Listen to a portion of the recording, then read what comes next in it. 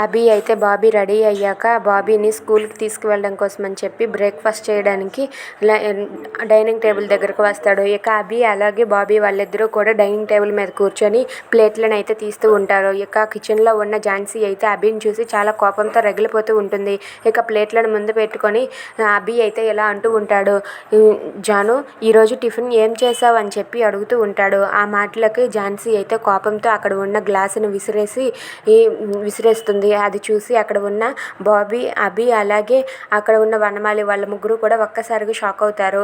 ఇక ఝాన్సీ అయితే ఆ గ్లాసును విసిరేయగానే అందరూ ఒక్కసారిగా షాక్ అయ్యి, ఏంటి జాను ఎందుకు అలా చేశావు అని చెప్పి బాబీ అడుగుతూ ఉంటాడు. అది విని జాను అయితే వనమాలితో ఎలా అంటూ ఉంటుంది, ఏంటి వనమాలి ఇది, నీకెన్నిసార్లు చెప్పాను పాతబడిన గ్లాసులు ఇంట్లో ఉంచొద్దని, పాత వాటిని గుర్తు తెచ్చుకోవద్దని, పాత జ్ఞాపకాలు గుర్తు తెచ్చుకోవద్దని మీకు ఎన్నిసార్లు చెప్పాను.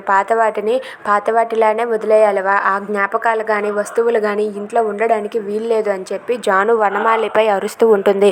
అది విని వనమాలి అయితే అభి సార్ వైపు చూస్తూ ఉంటుంది. ఇక జాను ఆ మాట అనేసరికి అభి అయితే కోపంతో రగిలిపోతూ ఏమనలేక అలా మౌనంగా ఉండిపోతాడు.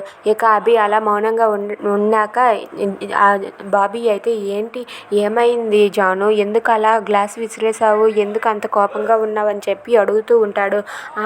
నాకు కొంచెం తలనొప్పిగా ఉంది అని చెప్పి అంటుంది. ఇలా ఉండడం కూడా మీకు ఇష్టం లేదా చెప్పండి, నేను ఇలా ఉండడం కూడా మీకు ఇష్టం లేకపోతే మీకు నచ్చినట్లుగా ఉంటాను, ఎన్నాళ్ళు ఉన్నది చాలదా అని చెప్పి బాబీపై జాను కోప్పడుతూ ఉంటుంది. అది చూసి అభి అయితే ఒక్కసారిగా కోపం తెచ్చుకుంటూ జానుని బాబీ ముందు ఏమీ అనలేక మౌనంగా ఉండిపోతాడు.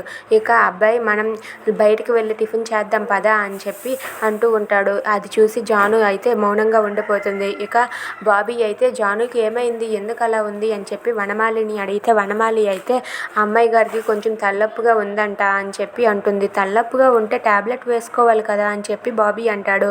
అది విని అభి అయితే అది తలనొప్పి వచ్చిందైతే ట్యాబ్లెట్ వేసుకుంటారు, కోరిండి తెప్పించుకున్నదైతే ట్యాబ్లెట్తో పోదు, తన మనసు మార్చుకోవాలి అని చెప్పి అంటూ ఉంటాడు. అది విని జాను అయితే కోపంతో రగిలిపోతూ అభి వైపు చూస్తూ ఉంటుంది. ఇక అభి మాత్రం బాబీని తీసుకొని స్కూల్కి వెళ్ళిపోతాడు. ఇక బయట మనం టిఫిన్ చేద్దాం పదా అని చెప్పి బాబీని తీసుకొని అక్కడి నుండి అయితే వెళ్ళిపోతూ ఉంటాడు. ఇదంతా చూసి జాను అయితే ఎంత జరిగినా సరే ఏమీ పట్టనట్టుగా అలా ఎలా వెళ్ళిపోతున్నాడు చూసావా వనమాలి అని చెప్పి జాను కోపంతో రగిలిపోతూ అలానే ఉండి చిరాకు పడుతూ ఉంటుంది. If you like this video please like, share and subscribe. Thanks for watching.